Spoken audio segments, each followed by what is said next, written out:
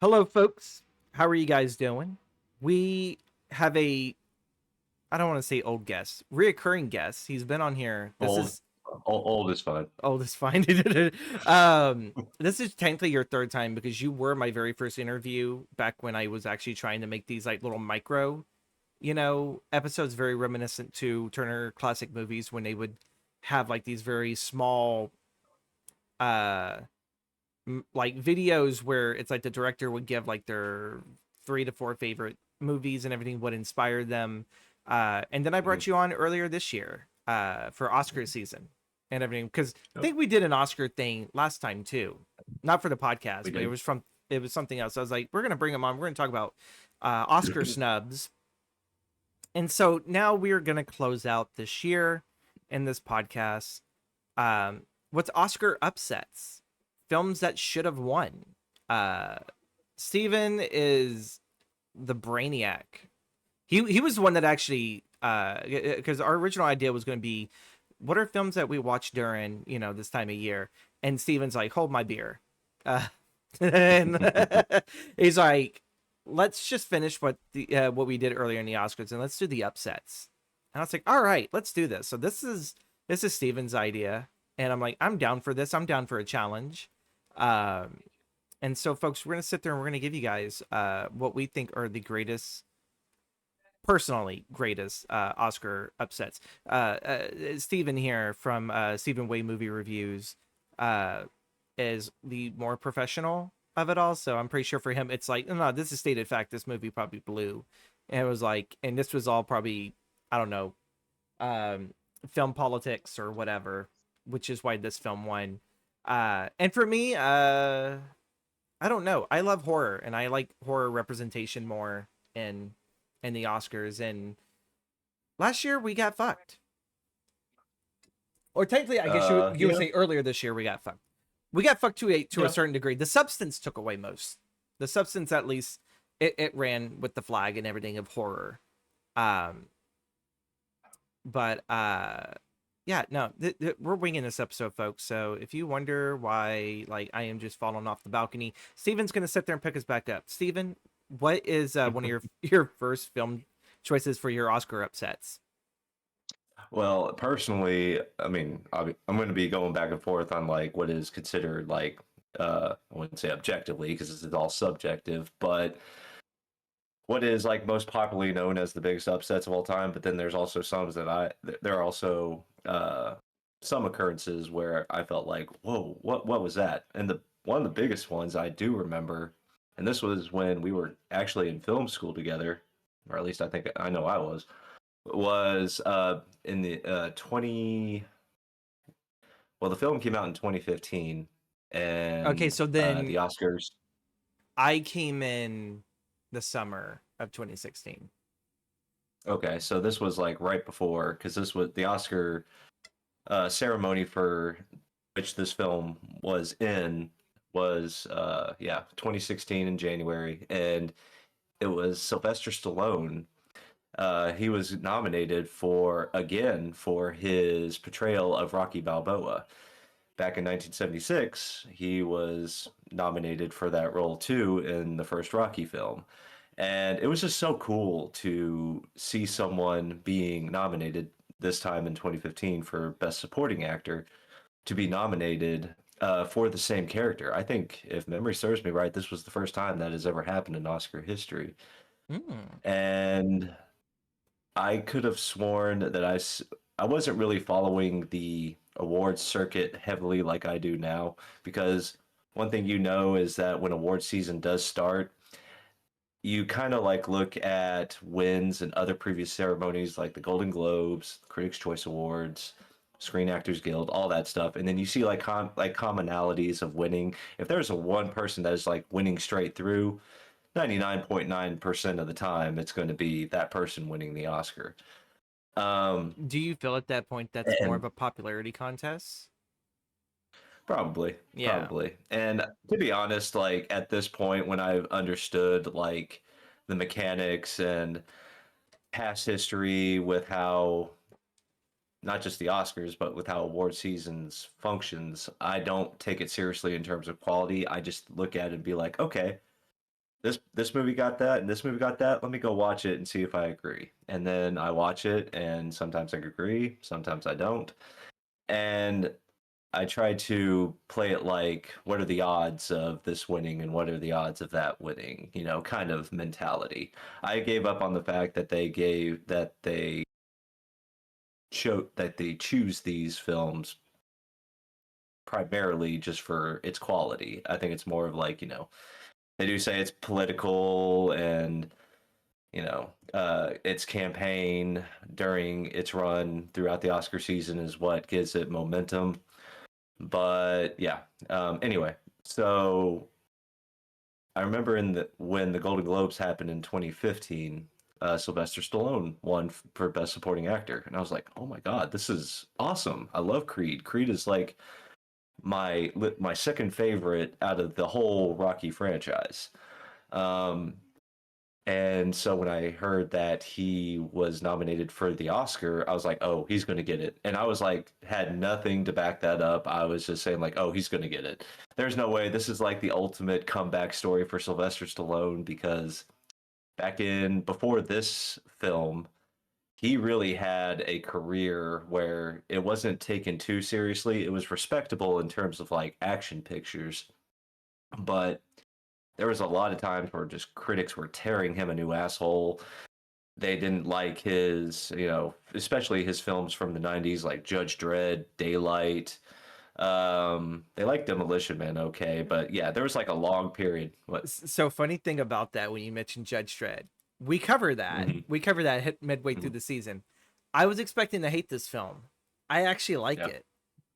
Oh, it's fun. Like It's definitely like fun. I sat there and Yeah. I thought that like I was all like he just drew in Demolition Man. That's what it was. Hmm. He just like, all right, I'm Hmm. gonna play this character I've already played and everything, Yeah. and but like I'm gonna have like these big sparkling blue eyes, and like I'm over here. It's like should have kept the helmet on, but like I think he would have. I think he, for one, some people may would have given him shit for it, but I would have been like, you know what? I think if he could act around that helmet like Carl Urban did, and like actually use Yeah. like the actual like full body instead of just the face, but the full body, um, I think he would have been on to something. I think Carl Urban could have also drew on that too, but you know, Carl did his own thing, and that's why I kind of think he's a superior Dread. But you know, it's Stallone. Stallone gets a pass. It almost feels like Arnold Schwarzenegger in Last Action Hero. It's Hmm. a parody of who he originally played, Yep. but you know what? You enjoy it. You're able to Hmm. you're able to enjoy what they are doing and laugh at it. Yeah, it's like Jack Nicholson and Heath Ledger. You know, Jack Nicholson, it's a very Jack Nicholson performance, but it's iconic in its own way. But then Ledger just perfected it, so it's kind of like that with how I mean, clearly Carl Urban's Judge Dredd is the superior film, no question. But yeah, there's just something so nostalgic and cheesy about Sylvester Stallone's. Anyway, but he was nominated, and I remember when they were about to announce Best Supporting Actor, and they were listing off the name of the nominees. I'm trying to think who else was it before I say who the actual winner was. But I was just like, okay, Sylvester Stallone. And then they said Mark Rylance for Bridge of Spies. And I'm like, what? I mean, I've heard of that, but I've never even heard of no. this movie. It's a Tom Hanks, Steven Spielberg collaboration. Really? Was this Hmm. not? This can't be the first time that they did it. No, no, no, no, no. This was like their fourth, fifth time they worked together. But this But went up against Creed, Spotlight, The Revenant, and The Big Short. Yes, Christian Bale was. I'm trying to remember. Don't hold on. I'm trying to test my memory on this one. But Christian Bale was for The Big Short. Um, Spotlight, that was Mark Ruffalo, which I never really agreed with. I mean, he was okay in that film, but you could just tell like his Boston accent was just not convincing whatsoever. Um, but yeah, and then Mark Rylance. I guess if I had to like Christian Bale, he I guess you could technically consider that a supporting performance because he's not really in The Big Short that much. Um, like, but Mark Rylance, when he won, I guess if I had to pick like a second choice next to Sylvester Stallone, it would have been him. But Sylvester Stallone was just, this was just a an actor who was trying to show like this guy can be outstanding if he's not given to direct his own shit.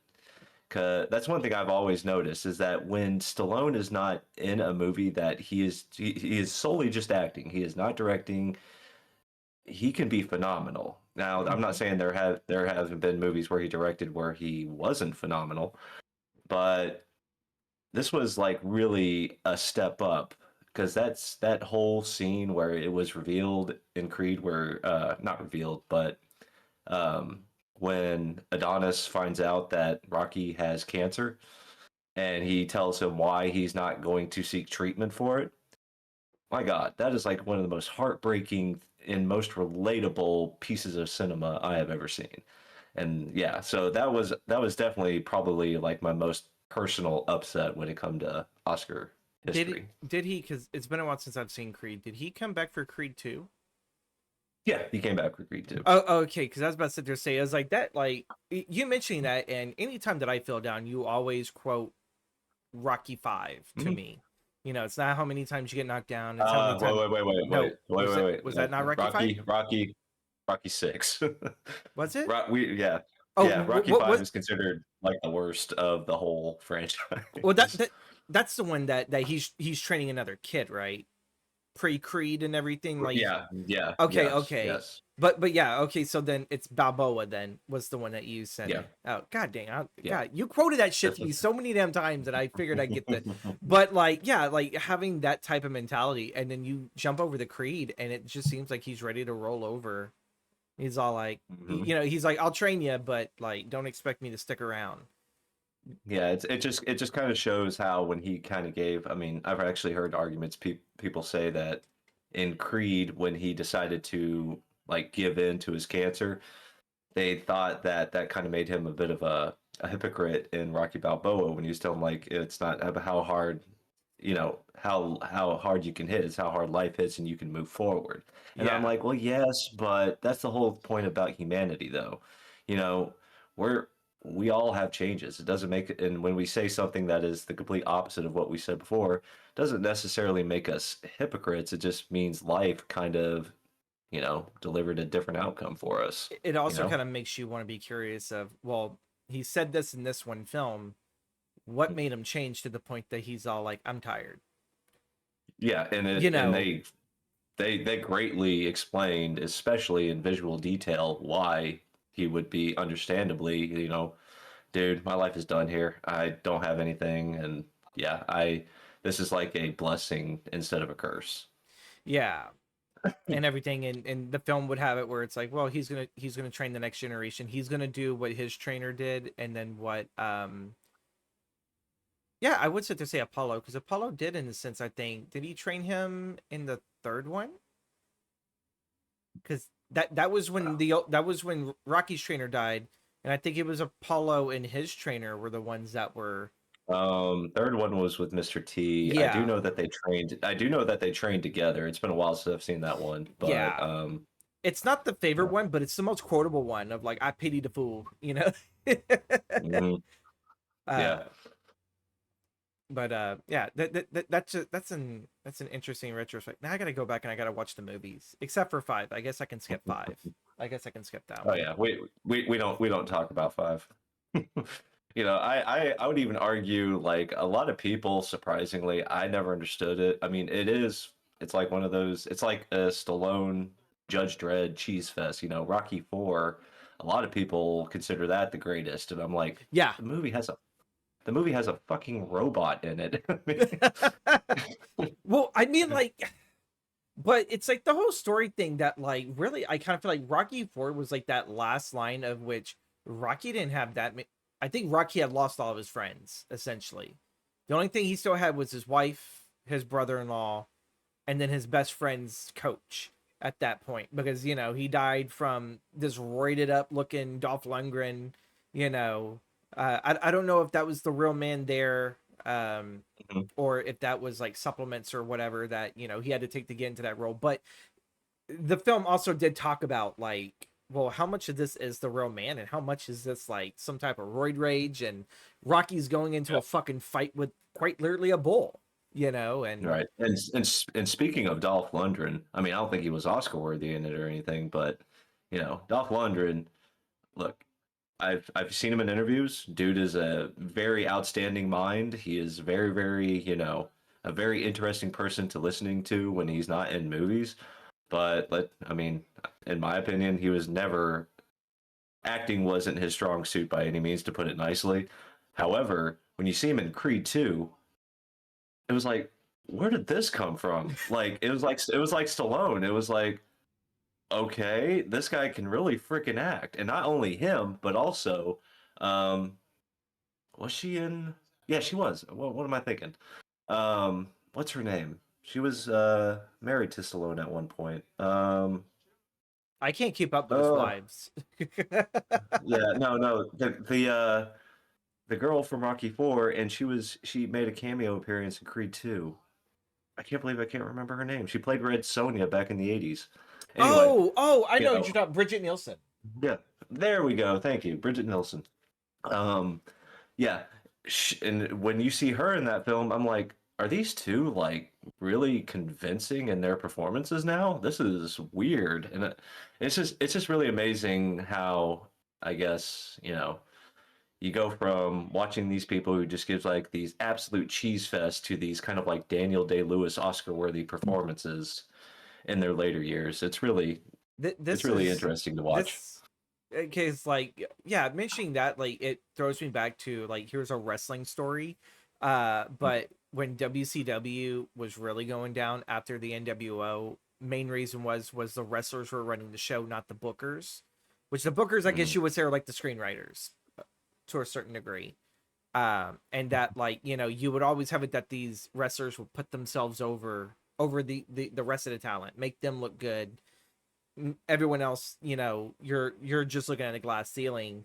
But when they go to another company where those wrestlers have no power and say how they are booked, how, do they win, do they lose, and then they actually put on one hell of a really good match, and the best one is Hulk Hogan like fucking politic the whole every God, he's been politicking since the 80s. Let's not fucking be lying here.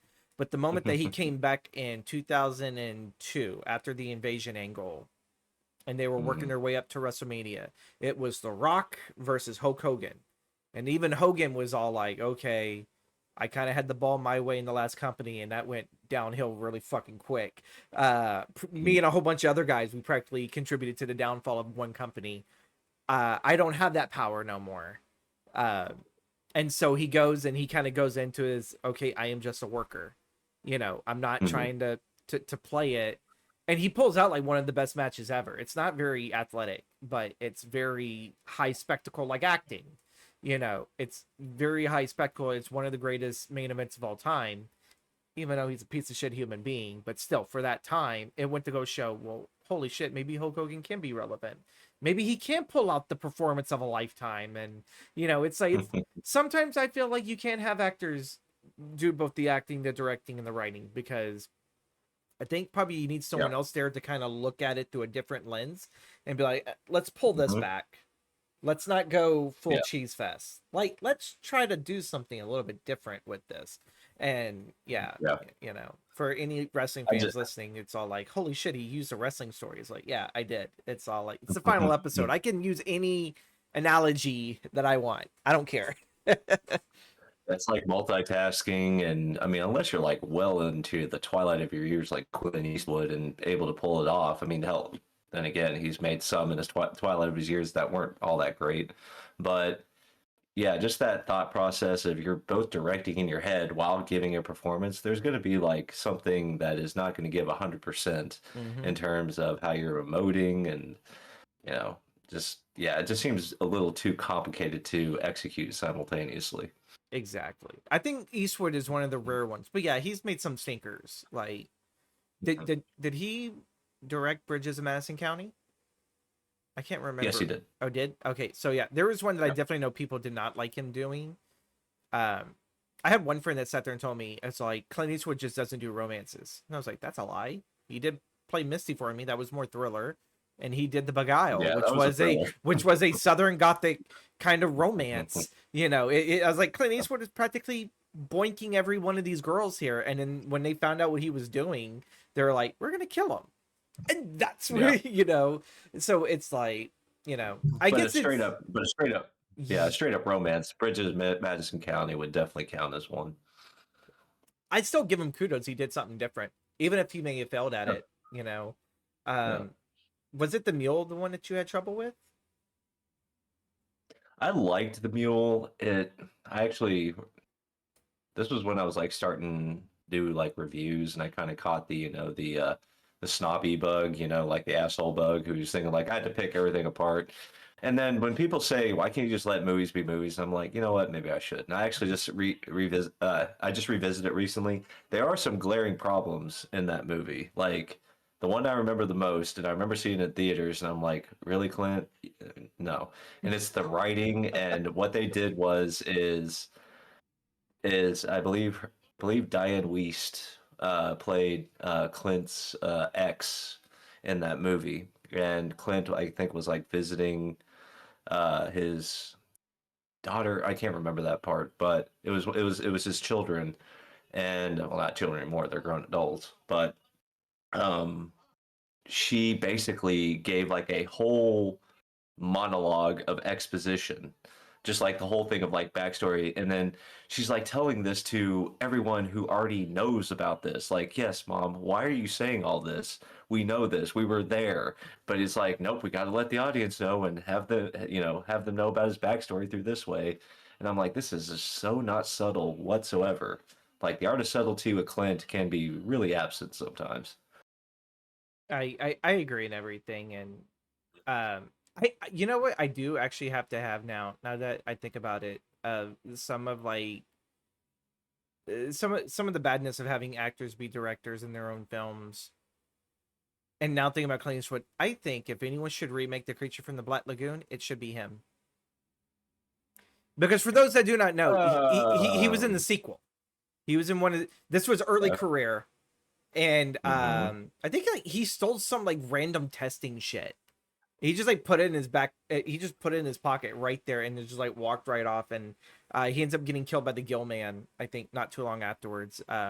This was like Yeah. one of his early roles. It's like, you know what? I would love to sit there and see him do it, just as like, or maybe whoever directs it, like maybe they'll try to sit there and see if they can direct the Gillman, like maybe some type of promotion, and they're trying to get the Gillman to act, and he's the director, and the Gillman just grabs Hmm. him and just throws him into the water, just kills him, and it's all like the beginning of your career, you died from a giant reptilian man thing. This is how you're Yep. going to go out. Death by a reptilian man. You're not going to die in a Western. You're not going to die in some thriller as like an old man that comes out and just does bang into like a bunch of Korean gang members, or no, they weren't Korean. They're among gang members and everything. Like, no, he's going to die by a monster. That is how his career.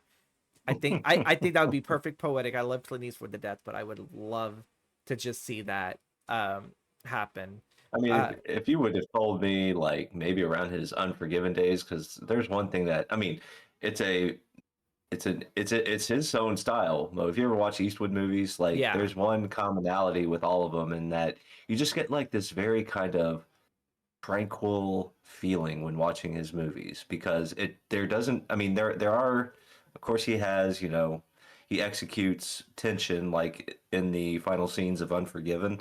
That's a tension filled scene right there.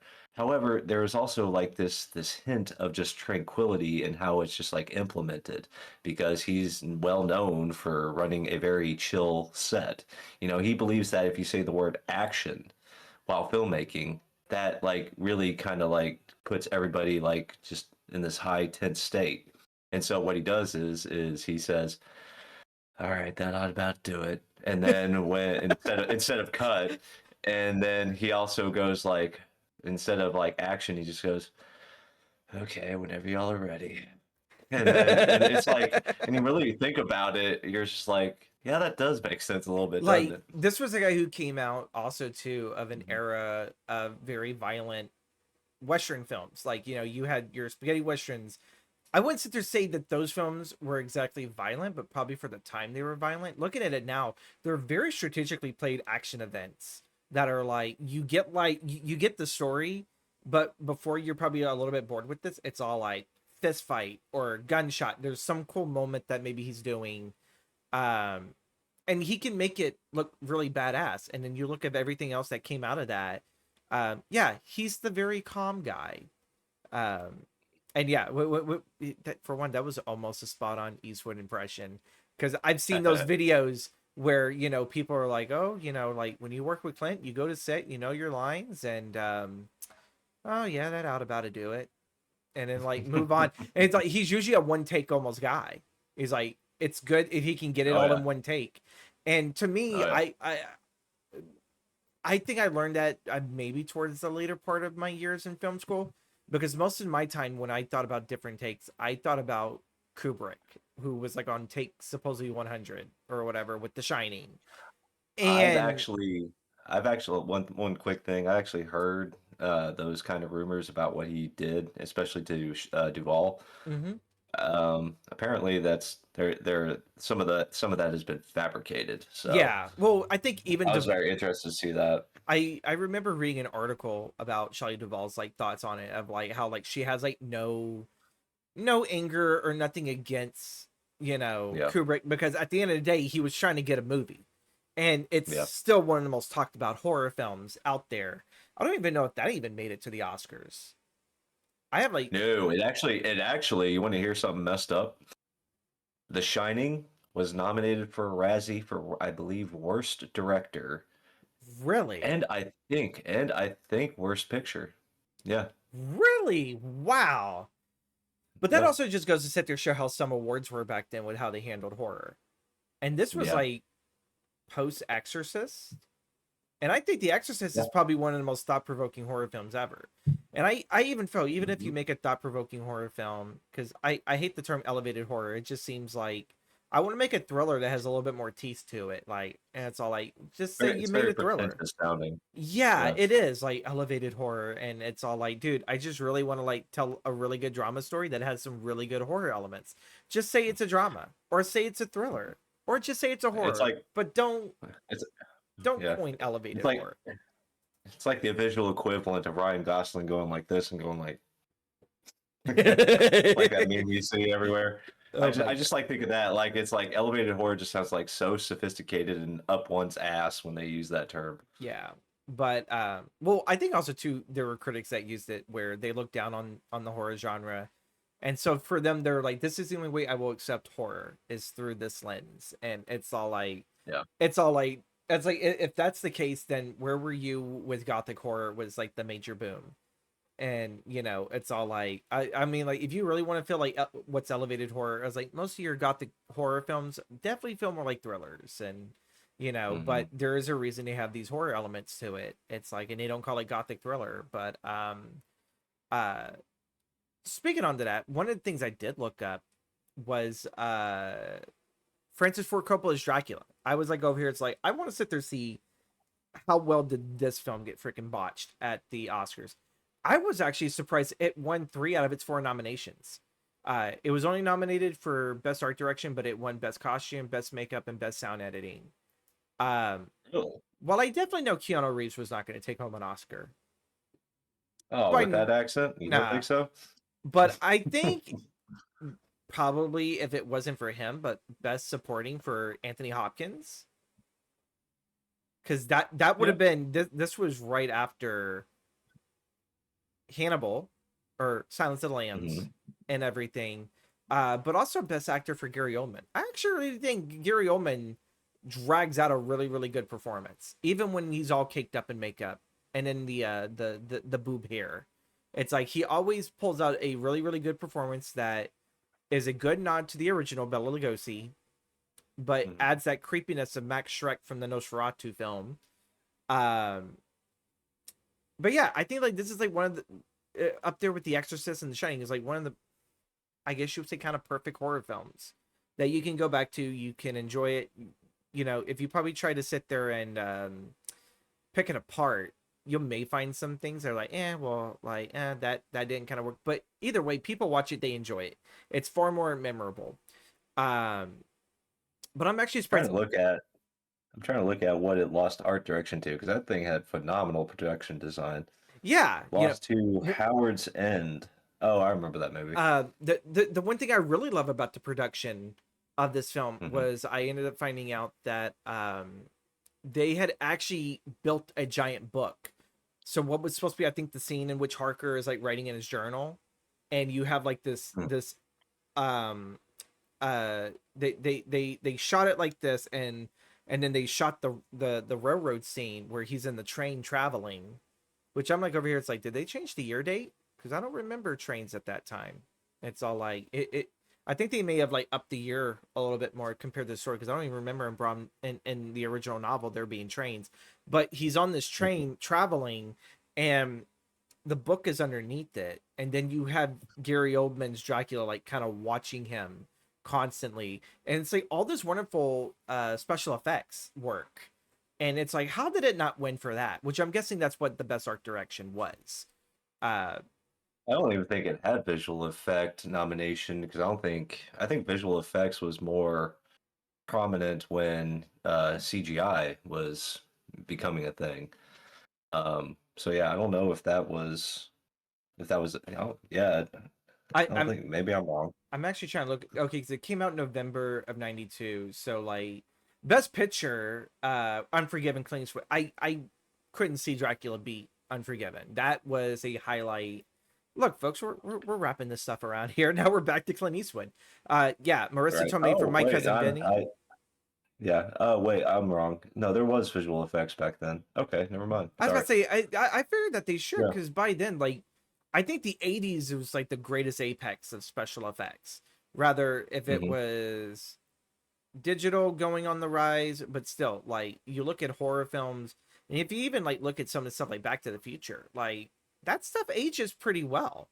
It's like, I Yeah. can't, like, there may be like a little few scenes here where it's like, I can kind of sit there, see they didn't cover that up very well, but you know what, they did fucking fantastic, and it's still being talked about.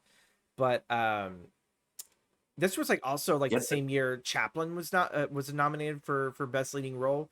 I love that film. Mhm. Al Pacino, One for Yeah. Scent of a Woman. Never seen it. By the way, we got a horror film that got a nomination that year, or technically a horror film, Alien 3, for Really? visual effects. Yeah, and visual effects I would never give to Alien 3. So okay, so we're gonna jump in on my other pick here, because this is also what pisses me off. Yep. Was The Exorcist 3, because we were talking about sequels here right before recording and Yep. everything. Aliens 3, probably one of the very few rare films of a third entry. Like, I don't even think any James Bond films have ever hit the Oscars. Maybe the Craig ones. Maybe the Craig ones have been nominated, but I do know Live and Let Die won Best Song, but yeah, it wasn't common. yeah, it wasn't common. So to sit there and have Aliens 3 at least got a nomination, compared to me, I think Brad Dourif's performance in The Exorcist 3, which came out in Hmm. 1990, which I believe then would have been to the 91 Oscars and everything. Um Well, if you go to the official database, it would yeah, still be that's considered what I'm on. 1990. I'm switching through Yeah. it. And yeah, like, I think some people though sat there said it lost out to Sons of the Lamb. So I was all like, but wait, it's like that came both. I think Sons of the Lambs was like ahead of time, but um Hmm. yeah, supporting, I'm trying to look for supporting actor right here. Joe Pesci's Goodfellas, Longtime Companies, Bruce Davidson, Godfather Part 3, Andy Garcia, Dances with Wolves, Graham's Green, and Al Pacino and Dick Tracy. How the fuck did Dick Tracy get on this fucking card, but not The Exorcist 3, which has a phenomenal cast of character actors? Brad Dourif, fucking Well, to uh be fair, that is Al Pacino's funniest role, or next to Jack and Jill. But I was about to say right next to, it's all like, well, I don't know. Would you sit there and say I think it I was will say this: The Dick Devil's Tracy did Advocate, earn. where he talked about she had a great There we ass. go. Like Yes. that was like the best scene in that whole film, where Pacino is cupping his hands. Great No, ass. that was Heat. That was Heat. Was that That was he? Heat. That Okay, wasn't Dick okay. Tracy. Okay. No, but it did get art direction. Now I will give it that. Dick Tracy did have just phenomenal, very distinctive production design. Yeah, Um, but outside of that, what else did it get? I know it got makeup too. Yep, it did. but Makeup and one thing I can get Dick yeah. Tracy vibes or kudos for was it embraced what it was. And like Hmm. we wouldn't get like another film in the comic genre, comic book superhero genre like that until um I think Sin City came out before Scott Pilgrim, because Scott Pilgrim really leaned into it.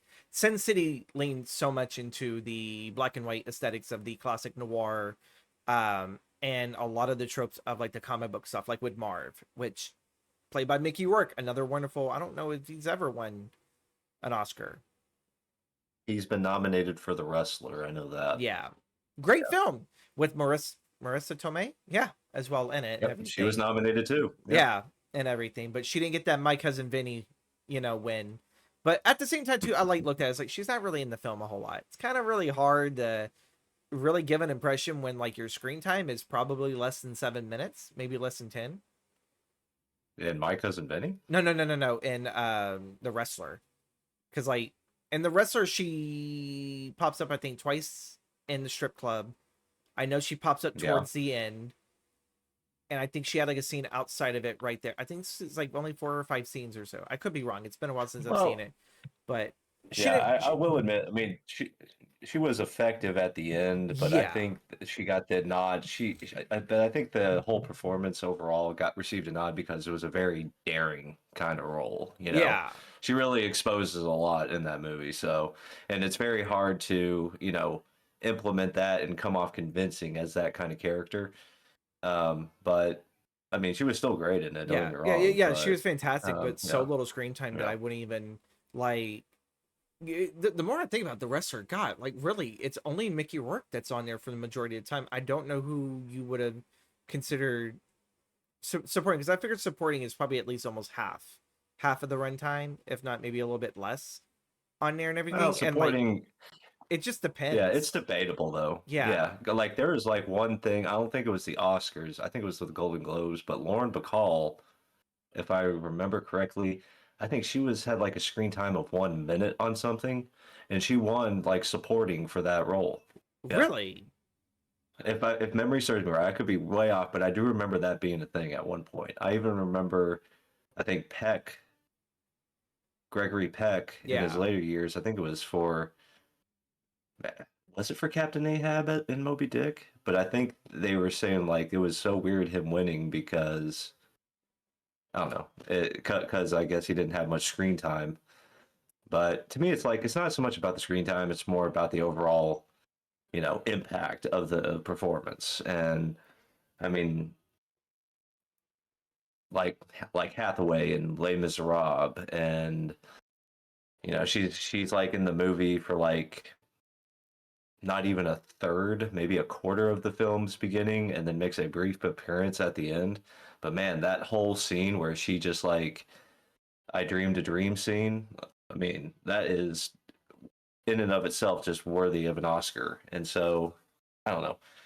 I never understood that whole mentality of being like, well, they're not in the film that much. I'm like, dude, I mean, Yeah. maybe that would work. Maybe that would work for politics in terms of like Oscars consideration. But to me, it's like, it doesn't matter. It just matters about the performance or the impact. If an extra, gave a solid one liner where I was just like, wow, for some reason that really hit. I'm not going to, you know, discredit that person who did that just for that small amount, just because it was just for a small amount of time. Yeah. Um I guess you're right and everything. I went back into the 93 Oscars to check one last time for Bram Stoker's Dracula. Hmm. Uh music by music original, it didn't even get a nomination for its music. Dracula has like some of the best fucking music ever. I like Yeah. anytime that score kicked in from, and I'm gonna butcher his fucking name. I believe it's Wojciech Killa, who's a Polish classical and film music composer. Um, you can't sit there and watch Dracula without that music. That music is its own personality, and surprised that the Oscars actually was all like, you know who deserves it better? Aladdin. Can't really sit there. Yeah. Maybe A Whole New World. Yeah, which one best original? I think that's probably really Yeah, the that only one other. song. Yeah, that one song is probably the only thing I can ever remember. You know, that and Prince Ali. You know, Abarak. I don't know the whole like song to it. That's probably only two songs out of that, and I'm all like, I can't believe that Bram Stoker's actually got shafted for that. But I also looked at it. It came out November of '92, so it had the same issue of Nosferatu, where Hmm. it came out so later in the year, and then it's like, well, we already have all these people in here. It's like, can't you just add an extra nomination for some of these films, like right here? It's kind of weird when I think they only limit it to like 5. It's like, no, we only throw 5 in each Yeah. category. I kind of figured with as many films that come out, maybe throw in an extra 2 slots. At least give Yeah. some of the guys a little bit that come later in the year. Give them a bit Yeah. of a chance. Yeah, it's like the best picture thing. It's originally it was 5. Now it ranges from 8 to 10. But in that's like the only category that does that for some reason. That's very odd. But see, that makes sense though, because we deliver so many films now compared to what back then. I think there's more films being made today, and I think uh I think we need to probably at least kind of widen it. Like there should be a certain cutoff point. It's like we can't sit there and label off 15 nominees or something, but maybe I don't know, 7 to 8. I think that's probably a sweet Mhm. spot and everything to try to at Yeah. least maybe gather everything there. But I kind of just threw in my whole bunch right there unintentionally of my Oscar Mhm. upsets. What's another one for yours? For personally, let's see. Uh, Trying to think. There was one Oscar upset that kind of bothered me, and this was like prior to me like having like this is me like just as a casual viewing of the Oscars, Mm-hmm. but back in night or not 19 2006 when The Departed like basically swept everything, mostly everything it was nominated for. Well, no, what am I saying? It was nominated for Mark Wahlberg got an Oscar supporting nomination. It got nominated for film editing, directing, writing, and picture. And Leo DiCaprio was nominated that same year, but he was not nominated for The Departed. He was nominated for Blood Diamond. And I like Blood Diamond just fine, but that South African accent he was trying to, implement, I'm like, really? No. Okay, he should have been nominated for The Departed. He sounds more convincing with a Boston accent, and just the way he is like, just like this anxiety filled, dude throughout the whole movie was so convincing. I still think yeah, I would probably say it's his best performance to date, and even better than his Oscar-winning performance in The Revenant. I I was mean, gonna ask you Revenant that was, because it's all yeah, like Departed over The Revenant and everything. yes, because The Revenant. I mean, he's great in The Revenant, but I think again, like Marissa Tomei, it's a more daring performance. It's like, what is that actor willing to go to in order to implement this performance? You Okay. know, and Leo goes through like the majority of what you see in that film, a lot of it really is him like doing that stuff, like enduring what the worst nature has to offer. At least that's what I've heard. And so it was a good performance, but I actually understood the character in The Departed more, Mm-hmm. because to be in a situation like that where you have nothing, no one, and you're put into this position where you could just die at any second if your cover is revealed, you actually felt his anxiety, being just potent through the screen. So, Yeah. And I'm trying to figure. The Departed was originally internal Infernal Affairs. That was the original. yes, Okay. So like yes. not only this, but like it's what's his name? Marty Scorsese. His Pretty much when first Oscar win. his first Oscar, I was gonna sit there and say, I was like, this was the Yeah. first one. I was looking at the supporting acting role for that, and that Mark Wahlberg lost to Alan Arkin's Little Miss Sunshine. The more I think about it, it's like, you know what, that's a worthy loss. It's like, it's kind of hard to really beat Alan Arkin, but like I see a lot that like Grandpa is like the counterbalance to make sure that everyone is having a good time, that Yeah. losing does not make you a loser. You know, he is that grounded individual, and I'm over here, it's all like, there's a bit of me that every time when I think about the Departed, I'm all like, I was like, Mark Wahlberg was in that movie and everything, and it always clicks towards the end.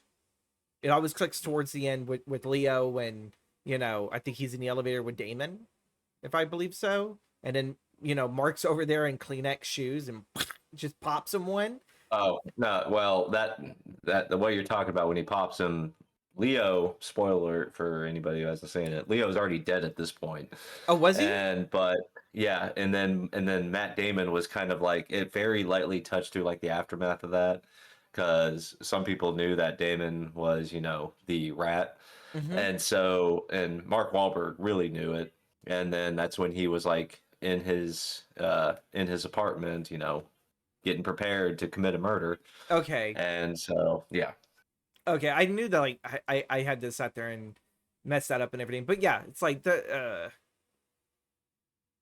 I'm like looking at that. There's like so many wonderful films in here, and then there's some that I don't even know. Volver, I've never heard. Peter O'Toole did a film called Venus. I have no clue. Will Smith is That Pursuit was of good. Yeah. Happiness.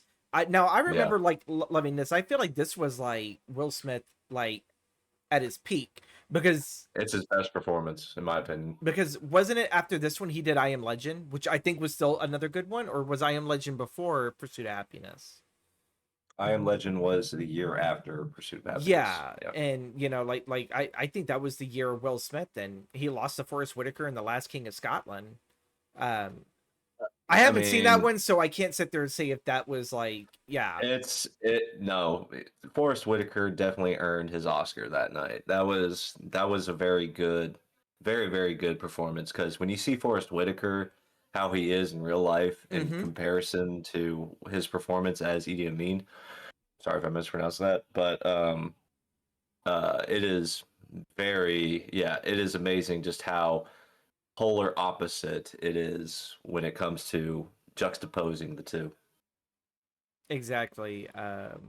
Animated feature films that year was very weak. They only had Happy Feet, Cars, and Monster House, and Happy Feet won. Why the hell is Monster House on that? Oh my god. I know. I never understood. I like I the mean, I concept like, of Monster House and everything, yeah. but like, yeah, throwing that up there, I guess animation just Mhm. was not good for 2006 that year, because if I remember correctly, I think out of all those freaking films, I don't even remember watching Happy Feet that year, but I was a big Cars fan. I love that. You know, Life is a Highway. Like that song was, you know, I know those guys were making royalties off of that. You know, of respinning that song. And yeah, I keep going through a whole bunch of these other Children of Men. I forgot that. Is that the one that Oh I'm thinking god. of? It You have to see this movie if you haven't seen it. it Oh my god. is this the It one is with oh yeah, no, that's this another is that's another yeah, that's another personal Clive Owen. upset for me, because Yeah. yeah, that should have gotten a Best Picture nod at least. Michael Caine should have gotten a Best Supporting Actor nod, and I do believe it got a nod for writing. Did it get editing? I'm looking right now. I got a nod for cinematography. Yeah, Pan's Labyrinth get one art direction. It deserved it. Pan's Labyrinth's a beautiful fucking film. yeah, I love Del Toro. yeah. I'm But trying to sit. Children of Men, that is another personal upset, because that movie is perfection. It definitely should have gotten a directing nod. This is from the guy who, oh man, he directed Gravity. He directed the third Harry Potter film, and he won an Oscar for Gravity. I'm trying to remember his name. He also won an Oscar for Roma back in 2018. Really. Trying to remember his name, but yeah, yeah, Children of Men is one of the best films of all time. It is S- it is a dystopian look into what society would be if women were unable to bear children anymore. Yeah. And so, but it turns out that after 18, I think it was like 18 years of basically nobody being able to produce babies, one actually Does. appears to be pregnant, and what how society would react to that kind of situation, like how crazy people would go, you know. Yeah. It did get a nom for film editing and writing for adapted screenplay. It did get a Yeah. nomination with it. Departed took away, obviously, writing for adapted screenplay, Hmm. and film editing was The Departed, Delma Shoemaker, or Schoonmaker, Yep. Schoonmaker. My bad. So yeah, I think it's, yeah. yeah, they Departed snatched it all up, and um, I'll go ahead and sit to say it's not my favorite. It's not my favorite film of his. I think. Oh, yeah. I think. I don't want to sit to say Taxi Driver because that's like always a cop out. I like Kings of Comedy. I think that was a really really good one. I Yeah. but like I also kind of like know anytime that like kind of like with Clint Eastwood, when I walk into a Scorsese film, I kind of know what I'm expected, and I don't think Scorsese's ever done anything that I've been completely wowed in quite a long time. I still haven't seen the one Hmm. film that he did. I think it was 2 years ago, the one with the natives. Um, Oh, Killers of the Flower Moon. yeah, Killers of the Flower Moon. I still haven't seen that one, so maybe that one will wow me. But it's like it always feels What I like, recommend, he actually did a family film. what If you family film ever did he if you do? ever look into that, it's called Hugo. Yes, I've seen that. That one I love. Hmm. And the main Hmm. reason I love this was that Martin was able to do such a big love letter to oh my god, George Malaise. Georges Méliès, yeah. Yeah. Which I love his works. For the folks that do not know, Georges Méliès was a French illusionist who worked in film. He was pretty much he's the grandfather of all special effects. So practically everything that's in your fucking phone right now that you can do on TikTok, that man did it all in camera back in the late 1890s. I think it was like late 1890s and everything. Um, Trip to the Moon. You guys have probably seen the Smashing Pumpkins music video to it, or you've seen some nod towards that very inspirational film. There's so many. I would sit there and say he did the first horror film, he did the first fantasy film, first horror comedy. But at the same time, I feel like horror comedies were very plentiful back in the early silent era because they didn't want to scare the audience too much, but they wanted enough to get a good jump. And then they were like, okay, now let's make them laugh. Let's relax them. You know, let's disarm them with more comedy, so then we can punch them again with some good horror. Um, that was very very prevalent. I loved Hugo, and I love that they used this whole outline of a boy trying to fix or get an automaton that his dad had worked with Méliès, and it's this whole Yep. journey and the whole ending of it with I am forgetting the actor's name that played George. Um, Oh, Ben Kingsley. yeah, Bean Kingsley, Sir Ben, right? I think he's been knighted Yep. and everything. He does a wonderful performance, and oh my god, maybe he should sit there and do another film of those, but play like the much more older. I guess he's now at that age now. He could actually play the older George and like actually, it's like, well, this is what my actual life was like. Sadly, he did not get remembered until I think after his death. I think after his death, that's when a lot of his works were found and put in the museum Yeah. for other people. But God, I was able to fit in a silent. Thank you. I was able to fit in some silent cinema talk and everything. If you guys haven't sat there and seen them, if you haven't seen Chaplin, we mentioned that earlier, Charlie Chaplin. I actually have a book that is it is Charlie Chaplin versus America, which is a really good biography on him. It takes a lot of his own personal memoirs that he had published, I think, before death or after death.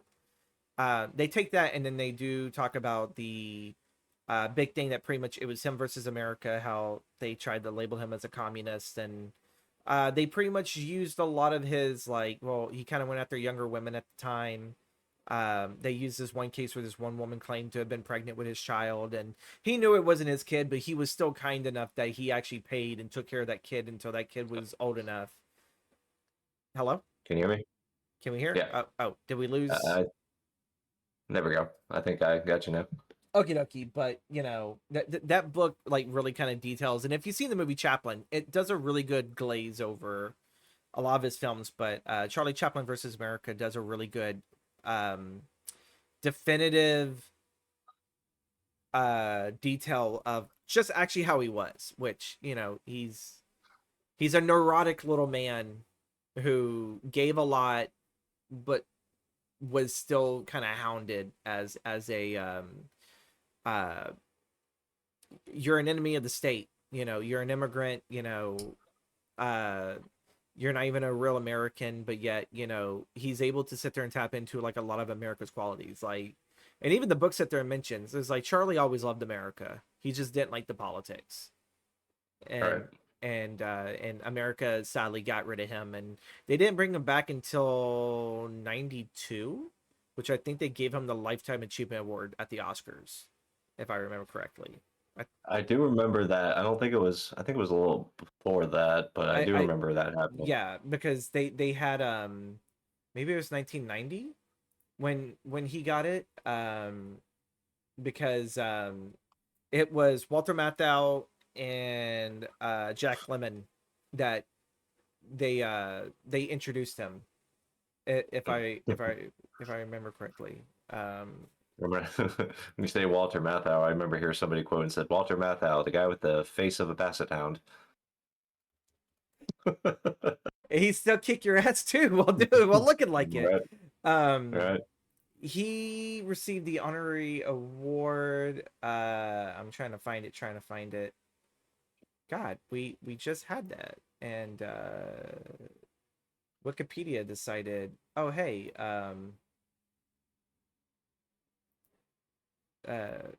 I'm not gonna read all of that shit. I'm trying to sit there and find his lifetime achievement. He actually won for Limelight back in '73. That's weird because that was a 50s film, and it won an Oscar 20 years later. I'm looking at it from IMDb, but I'm just trying to find the Lifetime Achievement. What year was it again? You said Limelight? Limelight, I believe, was like in the 50s, but it says it was a 1973 winner for Best Music Original Dramatic Score back in '73. But I don't know why the hell they would, unless they re-released it. Charles Chaplin? Maybe it was a remake or something? I have no clue, but I'm trying to look for it. Charlie Chaplin received his honorary Oscar for Lifetime Achievement in '72. Was it really '72? Well, I guess the movie made it sit there seem like a little bit younger, but I mean, you look at Charlie Chaplin, he just looks like a brother to Alfred Hitchcock. Okay, so then Limelight must have been made earlier because he had been exiled 20 years prior and was met with a 12-minute standing ovation. Yeah. And I remember seeing when oh my god, I forgot his damn name. The guy who played Chaplin in '92. Robert Downey Jr. Yeah, when Robert Downey Jr. did it, he did it so well that, like, kind of like looking at the original footage, it's all like, yeah, it's like this man being exiled for so long. And the book also addresses he didn't stop making movies after the man didn't stop making films after his exile. He tried to sit there and make some in Europe, and the Europeans just didn't get what he was trying to do. And yeah, did I phase out again? Hello? Yeah, and you kind of cut off there for a second. There. Oh, well, it's like the Europeans just did not know what to do with him. And I think also too, it's because he had a very possessive personality of like, no, you got to do it like this, you got to do it like that. And That's in the book as well. I gave you guys book recommendations. I hope you guys are welcome. Read more, people. Read more and watch more classical films. I think we have time for one last more Oscar upset from you, Steven, Okay. before we wrap up. Let's see. The good Oscar upset for me. I mean, I would say this would be both a personal, and this is also kind of like an insight to something that is very, very popular. It's very popular in opinion, but in 1999, the Oscar ceremony in 1999, there was like a considerable amount of hope for Saving Private Ryan to win Best Picture. The movie won Best Director for Steven Spielberg, earning him his second Oscar for directing, and rightfully so. And I believe it got like a few other tech awards and things like that. But then it was announced that Shakespeare in Love won Best Picture. And when you really look, when you compare the two films, Shakespeare in Love, it's a fine film. There's really nothing wrong with it. I don't think Gwyneth Paltrow should have won Best Actress, but other than that, it's very safe. It felt like a very safe kind of movie. It was a period piece. It did have a little bit of edge and comedy to it, but it was a period piece about a romance, William Shakespeare. It just like had like Oscar written all over it. Saving Private Ryan was a landmark in film. Mm-hmm. Granted, there was two war films that were released that year, Saving Private Ryan and The Thin Red Line, which brought Terry Malick back from a long sabbatical, from the filming. Because I think the last film he did before that was sometime in the late 70s. And Really? then he came back in 1998 for this film.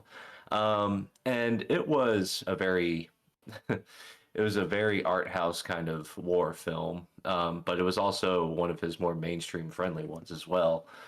And Saving Private Ryan, just that D-Day scene alone at the very beginning, not even a scene, an entire sequence that I think lasts like about less than 20 minutes. Um, Yeah. it that alone just shows like how phenomenal of a director this guy really is.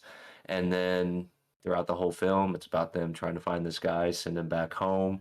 Granted, the idea of, the premise of the story is a little, I don't know, it's a little questionable. All these guys risking their lives for this, but it is a mission. So I understand it.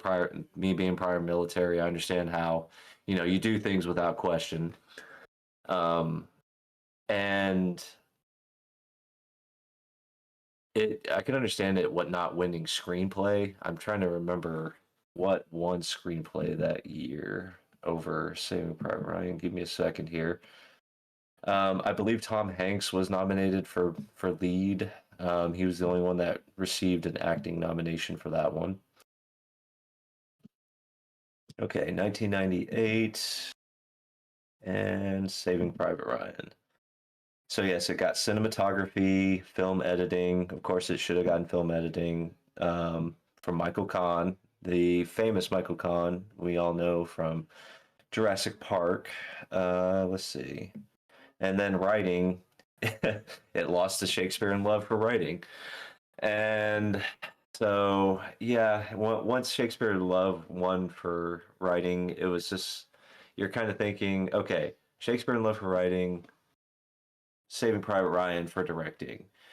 Those are the two like heavy hitters where you're thinking like, okay, Yeah. this one has a chance for best picture. Now, if you get one that has like both writing and directing, odds are you're going to get picture.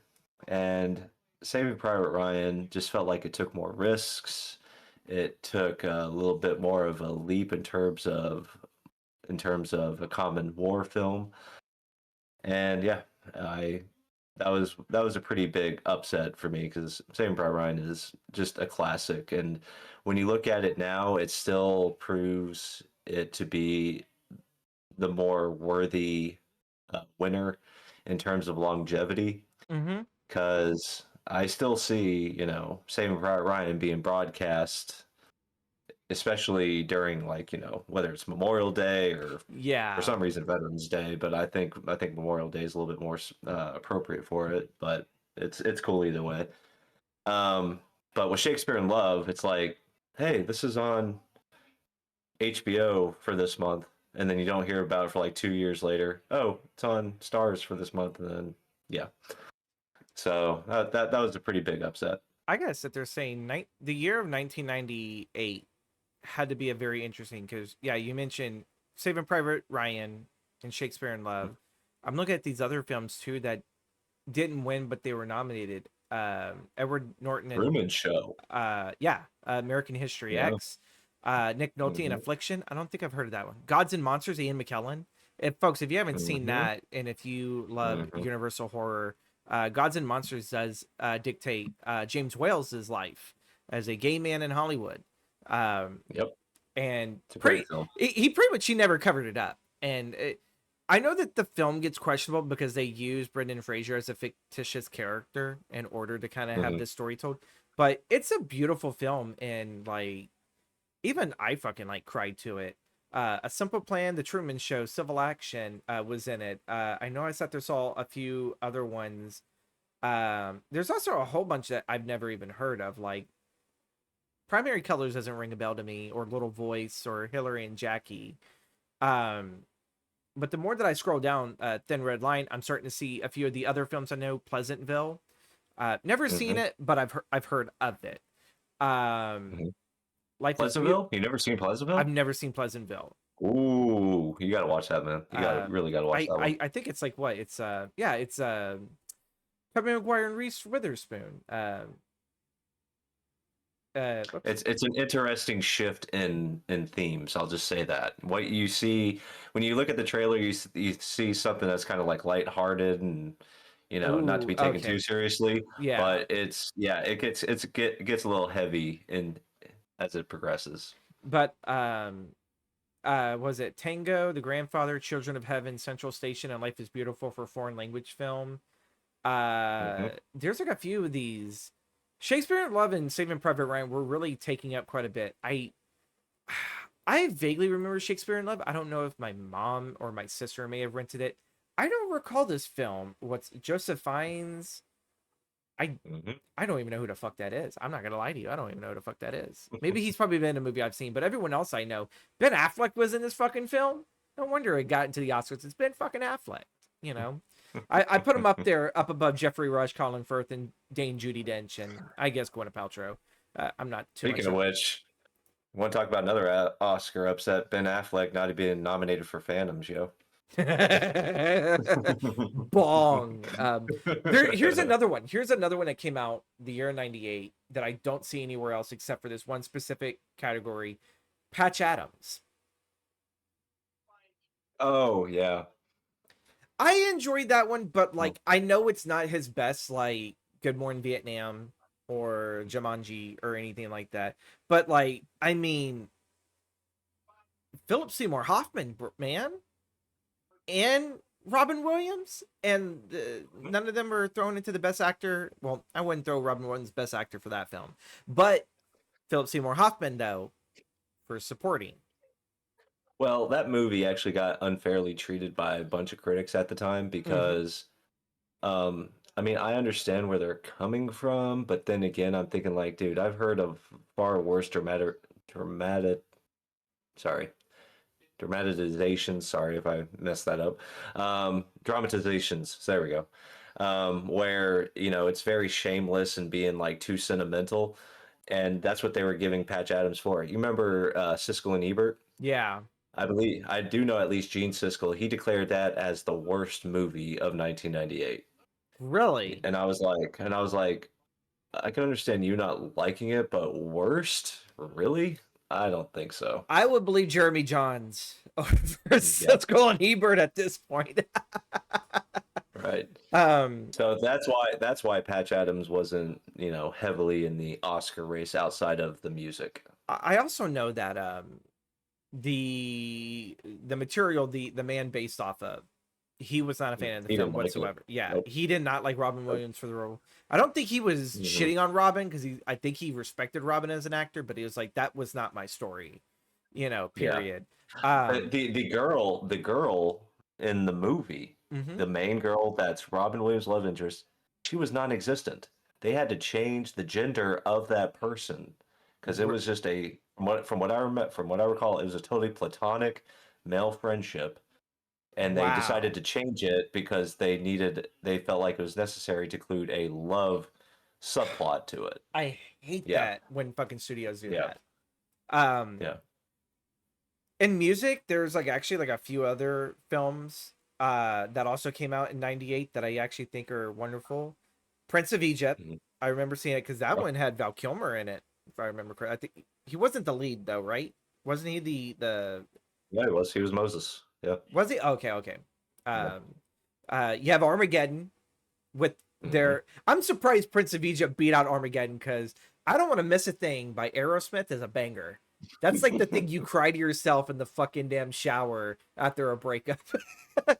Right, right. um, Quest for Camelot. I think that was like one of the last Okay. Sony No, that animated was Warner films. Bros. That was Warner Bros. Was it Warner Yeah, Bros? Quest for Camelot. Yeah, that was a very subpar animated film that surprisingly got a nomination because that song still remains like a I don't know if you know that song, but it's one of those songs where you look at the name, you don't recognize the name, but once you hear it, everybody's like, "Oh, it's that song. I thought it was from Okay, this thing or yeah. that thing." Yeah. Then you got No, it the came from that movie. horse whisperer and you got Babe pig in the city, and I'm all like, that came out in '98. Holy shit! Like, because Mhm. I always thought that the Babe sequels came out more in the 2000s and everything. But yeah, I'm like looking at all of these Canterbury Tales, Bunny, Oh, these are all short films. Um, Yeah.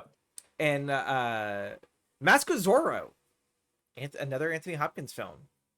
I don't Mhm. remember that one being, I guess, as quite as beloved back then, or maybe it was beloved back then, but it's not so much remembered today. It's like that one in Wild Wild West. It was that weird time in the '90s when it was the end of them adapting comics that were pulp comics and stories that obviously were a much more bigger hit in the early point of the decade. Um, Right. you picked a very interesting year for us to close on because now looking at it, I was like, I gotta go back and I gotta watch some of these movies again.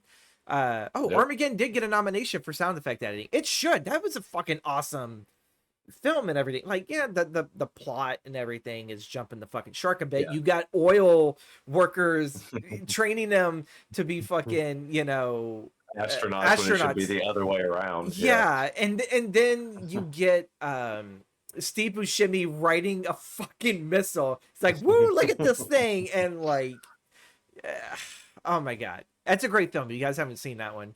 Um, I don't think it's the best Ben Affleck film, but No. having Bruce Willis sit there, shove his ass in the elevator to send him back up. He's like, "You go back home and take care of my girl." It's like you kind of actually Mhm. want to ball like Ben Affleck in that scene. It's Oh over yeah. dramatic, but Mighty Oh Joe yeah. Young was also for visual effects, along with Armageddon and What Yep. Dreams May Come, another great film.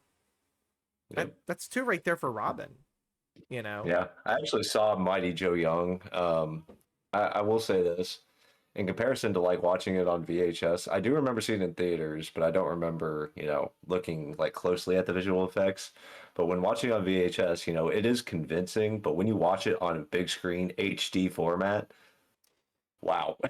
I It's like amazing how obvious the visual effects are. Like I that, I yeah, feel it that. didn't hold well. I feel Yeah. that with like certain films where if you watch them as like a 4K restoration, what they do nowadays, you kind of look at it as like, Mhm. I kind of really wish I saw this a little bit more back on that VHS tape.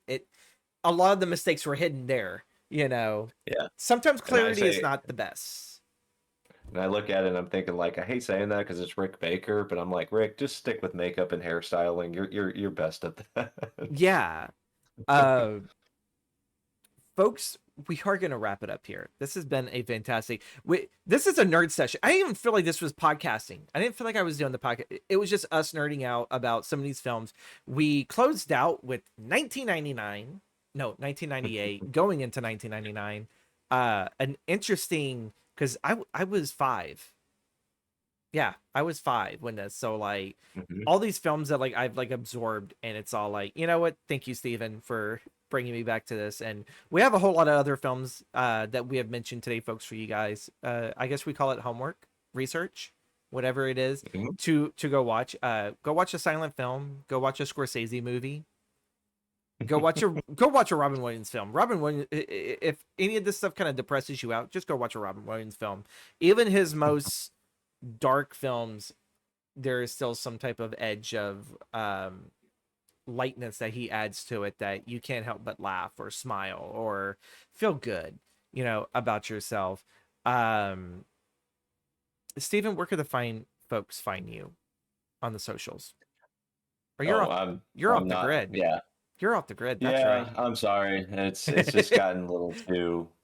Yeah, I'm at that age now where, people, who matter most to me know how to reach me.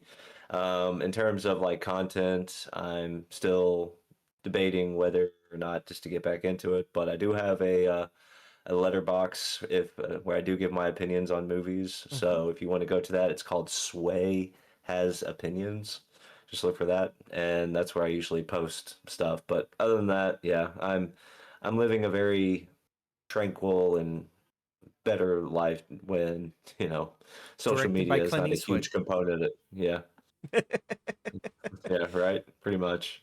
Oh my god. I pay a ticket to go see that film and everything. Folks, you can find me at the Gothic Storyteller on all of the socials that are listed down below in the description box.